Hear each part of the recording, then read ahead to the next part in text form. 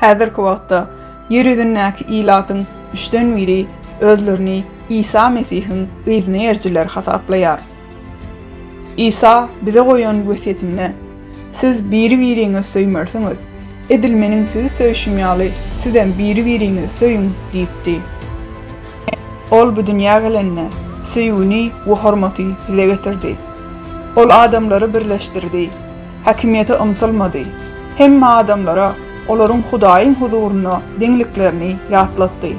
Bağışlamagy we söýmegi öwretdi. Biz hristianlaryň sany 2,5 milliard. Emma biz dogruçulluk bilen dünýämize seretsek, İsa Mesih'in bize miras galyran dünýäsini gurmagy başardykmy diýen soraga tasdiklaýjy jogap berip bilersmi?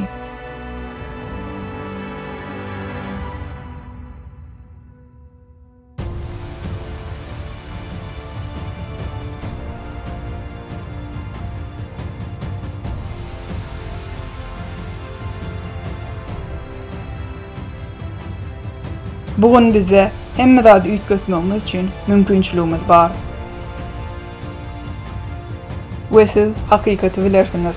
Hakykat bolsa size erkinlik berer.